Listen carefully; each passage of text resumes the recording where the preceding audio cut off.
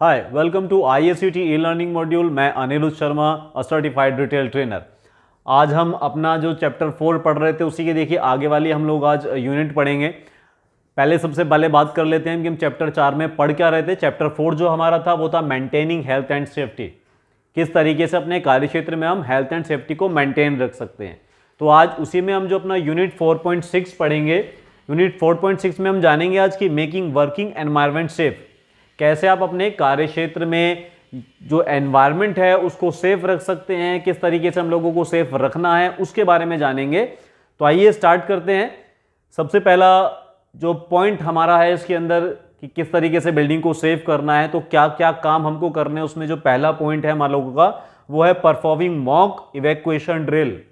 हम लोगों को परफॉर्म करना है। कोई भी मॉक इवैक्यूएशन ड्रिल होती है तो उसमें हम लोगों को प्रेजेंट रहना है, उसमें हम लोगों को पार्टिसिपेट करना है, हम लोगों को जानना है, परफॉर्म करना है कि किस तरीके से अगर कोई प्रॉब्लम क्रिएट हो जाती है तो कैसे हम लोगों को सेफ रखना है। जैसे पिक्चर्स में आप देख रहे हैं कि यहाँ पे पुलिस डिपार्टमेंट का पर्सन है, यहाँ पे एक स्टाफ को ये कंधे पे डाल के ले जा रहा है, यानी कि दिखाया गया है कि इनकेस अगर कोई फायर प्रॉब्लम आपके यहाँ आ जाती है तो फायर इवैक्यूएशन के दौरान जब हम किसी स्टाफ को या किसी इंजर्ड पर्सन को वहां से निकालते हैं तो कैसे हम लोग उसको सुरक्षित स्थान तक लेके जाते हैं। कई बार क्या होता है, फायर लगने से धुआं बढ़ जाता है और धुएं से थोड़ा सा दम घुटने जैसी स्थिति के अंदर कुछ लोग बेहोशी की अवस्था में आ जाते हैं। तो उस दौरान इस तरीके की जो प्रोसेस होती है वो करनी होती है, लेकिन इसके लिए पहले से ही हम लोगों को क्या करना होता है, ड्रिल में परफॉर्म करना होता है, मॉक ड्रिल्स करनी होती है। इन मॉक ड्रिल्स के जरिए हम लोग चेक करते हैं टाइम टू टाइम कि हम लोग कितने एक्टिव हैं, कितना हम लोग वर्क कर सकते हैं। नेक्स्ट पॉइंट में जानना हम लोगों को, mock evacuation drill must be conducted at unexpected times at least once per year. देखिए, साल में कम से कम एक बार हम लोगों को कोई भी अनएक्सपेक्टेड टाइम्स, जरूरी नहीं है कि पहले से आपने टाइम फोकस किया, सब चीज़ किया, क्यों? क्योंकि हमको जानकारी चाहिए। अगर हम पहले से सब चीज़ बता के रखेंगे तो सभी लोगों के माइंड से होगा, सब लोग पहले से ही सतर्क रहेंगे कि इस तरह का कुछ होने वाला है या मॉक ड्रिल होने वाली है, तो उस दौरान वैसा इम्पैक्ट नहीं मिल पाएगा। तो हम क्या करते हैं, अनएक्सपेक्टेड टाइम्स में हम अचानक से एक मॉक ड्रिल कर लेते हैं और उस मॉक ड्रिल के बारे में जितने पर्सन उसमें एक्टिव हैं, जो लोग काम कर सकते हैं, उनकी हमें अपडेट पता चल जाती है। और इस एटलीस्ट साल में एक बार हम लोगों को ये करके देखना चाहिए कि हमारा जो सिस्टम है, जो हमारा इवैक्यूएशन सिस्टम है, जो हमारी प्रोसेस है, क्या वो परफेक्ट तरीके से वर्क कर रही है या नहीं कर रही है, उसमें किसी तरह की कोई प्रॉब्लम तो नहीं आ रही। नेक्स्ट पॉइंट हम पढ़ेंगे, the purpose and objectives of any fire evacuation drill include. ठीक है, अब देखिए, जब हम फायर इवैक्यूएशन ड्रिल हम लोग कर रहे हैं तो हमारा पर्पस क्या है और उसका ऑब्जेक्टिव क्या है। ठीक है, ये हमें ड्रिल में इंक्लूड करना है, पता होना चाहिए कि हम किस लिए कर रहे हैं, हम जिसको सिखा रहे हैं।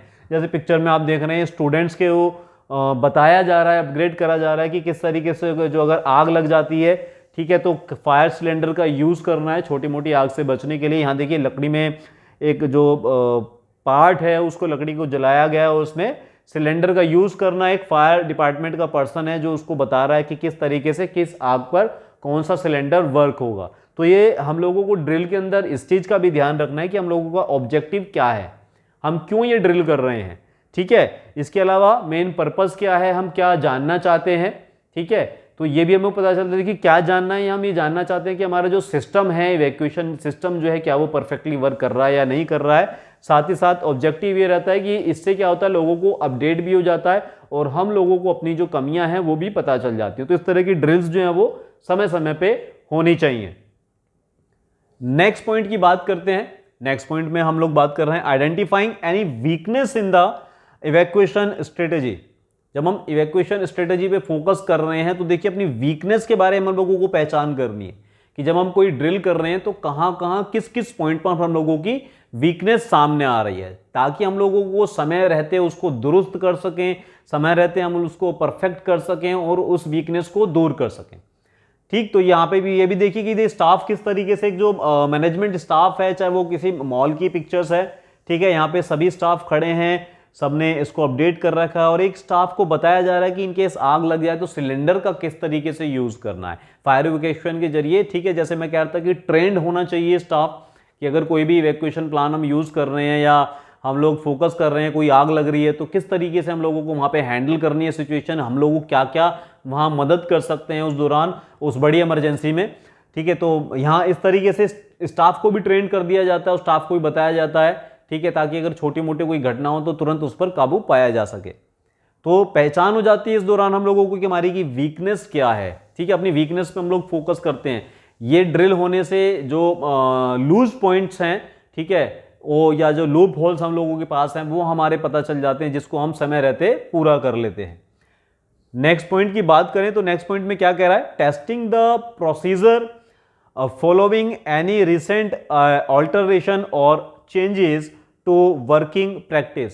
यहां हमको क्या करना है, देखिए ध्यान रखना है, टेस्ट जब हम कर रहे हैं, प्रोसीजर को फॉलोअप कर रहे हैं, टेस्टिंग चल रही है कि अगर कोई इमरजेंसी सिचुएशंस आ जाए तो किस तरीके से हम लोगों को वर्क करना है। और ये पूरा पीछे पिक्चर्स में आपको बताया, दिखाई भी दे रहा होगा कि कैसे पूरा स्टाफ जो है वो मैनेज है। एक मॉल के अंदर फायर अलार्म भी बजे हैं, आपकी फायर डिपार्टमेंट की गाड़ी भी खड़ी है और स्टाफ किसी इंजर्ड पर्सन को सेफ प्लेस में लेके जा रहा है या कहीं एम्बुलेंस में लेके जा रहा है उसको जो इंजर्ड हो गया है। तो ये टेस्टिंग चल रही है, इसमें पूरा प्रोसीजर हम लोगों को फॉलो करना होता है कि किस तरीके से हम लोगों को जो है रेस्क्यू करना है।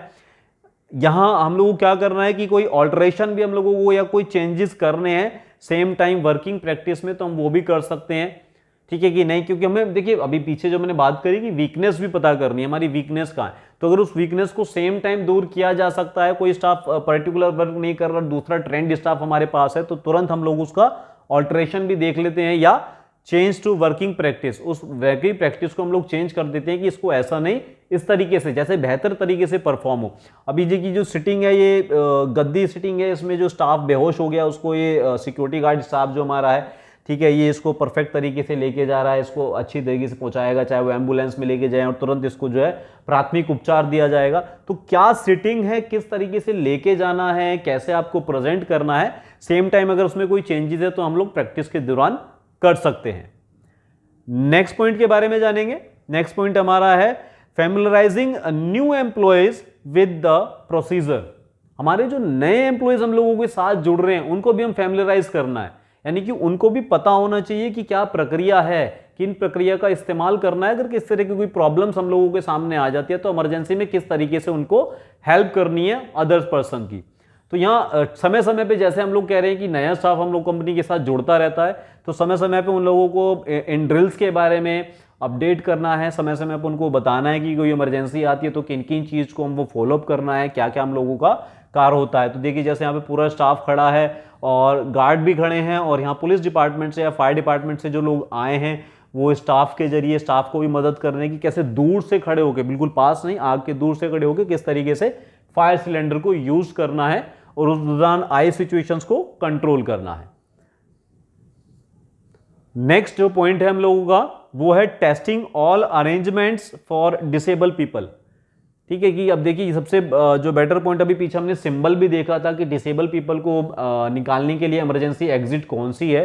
तो देखिए यहाँ पे डिसेबल पर्सन को ले जाने के लिए उन्होंने जो स्टेयर्स का अगर यूज कर रहे हैं तो स्टेयर्स के यूज के लिए किस तरह की मशीन का फॉलोअप करना है, कैसा इनका प्रोसीजर होना चाहिए। तो यहाँ अरेंजमेंट भी टेस्ट हो जाते हैं इस मॉक ड्रिल में कि क्या हम लोगों के पास जो अरेंजमेंट है वो परफेक्ट है या नहीं है। हम जिसे डिसेबल पर्सन को लेके जा रहे हैं तो क्या सिस्टम रहेगा, क्या प्रोसीजर रहेगा कि उसको हम सेफ तरीके से बाहर जो असेंबली पॉइंट है वहां तक लेके जा सकें। नेक्स्ट पॉइंट हम लोगों का जो है, नेक्स्ट पॉइंट है identifying weakness in emergency communication procedure and system.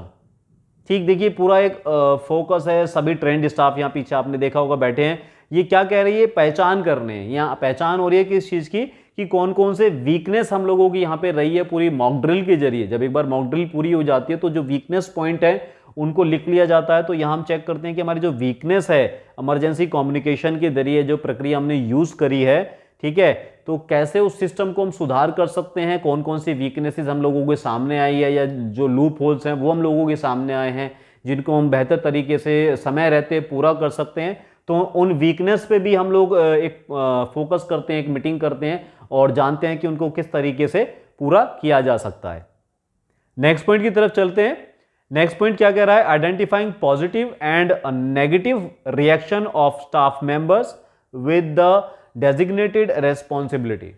देखिए वीकनेस तो हम लोगों को पता चल गई, लेकिन वीकनेस क्यों आई है इसके बारे में पता करना है। तो यहाँ हम लोग क्या करते हैं, हमारा जो स्टाफ है जो उस समय वर्क कर रहा था, जैसे सारे स्टाफ हम लोगों को हेल्प प्रोवाइड करवा रहे थे, उस दौरान हमने क्या किया, हम सबसे कोई ना कोई फीडबैक जरूर लेते हैं।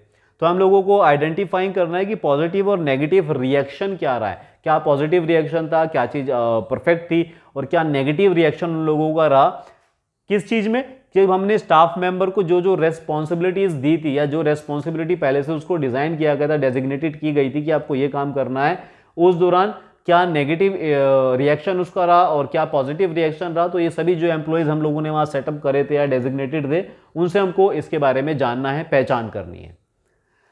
एंड द नेक्स्ट और लास्ट, ठीक ही थैंक्स आप सभी का, thanks for watching and please don't forget to subscribe for more and like and comments below. आप लोग और बेहतर वीडियोस हम लोगों की जो आएंगी उनसे अटैच रहिएगा, तो उसके लिए आप अपने जो कमेंट्स हैं वैल्यूएबल वो हमको नीचे बिलो दे सकते हैं इस वीडियो के। इसके अलावा आप वीडियो को लाइक कीजिए, वीडियो को सब्सक्राइब कीजिए, हमारे चैनल को सब्सक्राइब कीजिए। Thank you.